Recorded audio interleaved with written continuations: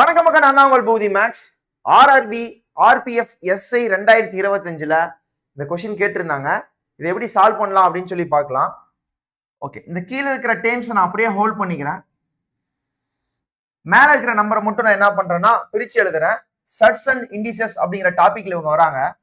இந்த 2023 the whole power 2024 எப்படி எழுதலாம் அப்படின்னா 2023 power 2023 into 2023 power 1.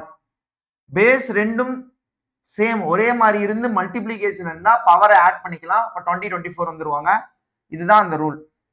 ஸோ அதுக்கப்புறம் என்ன இருக்கான்னா பிளஸ் இருக்கான்.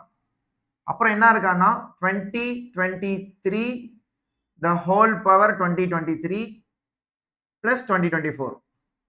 இந்த டிவைட்ல இருக்கிறத அப்படியே வச்சுக்கிறேன்.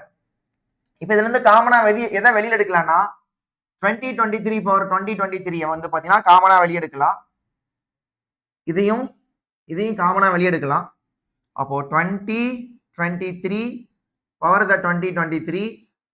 ஓகே, காமனா வெளியே எடுத்துட்டுனா உள்ளுக்குள்ள என்ன இருக்கும்னா இந்த 2023 அப்படியே இருக்கும். பவர் 1ஓட வேல்யூ சேம் அதே தான். இதை வெளியில எடுத்துட்டேன்னா அப்போ 1 டைம்ஸ் வருவாங்க பிளஸ் 2024. ஓகே, இப்போ என்ன பண்ணலாம் அப்படின்னா இங்க 2024 இருக்கு, இது ரெண்டையும் ஆட் பண்ணா 2024. இப்போ இது ரெண்டையும் என்ன பண்ணலாம்னா காமனா வெளியே எடுக்கலாம். இது ரெண்டையும் காமனா வெளியே எடுக்கலாம். இது ரெண்டையும் காமனா வெளியே எடுத்தோம்னா 2024 பிராக்கெட்குள்ள இவன் அப்படியே வந்துருவான். 2023 பவர் த 2023 பிளஸ் இவனை தான் காமனா வெளியே எடுத்துட்டோம்ல, அப்ப என்ன வந்துரும்னா 1 டிவைட் பை இந்த பாக்ஸ்ல இருக்கிறது அப்படியே எழுதிக்கலாம்.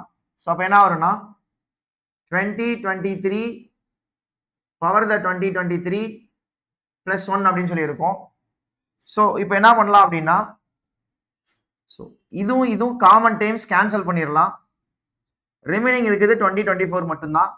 So answer is 2024. ஸோ சேனலை மறக்காம சப்ஸ்கிரைப் பண்ணிக்கோங்க. Wish you all the best Mecca.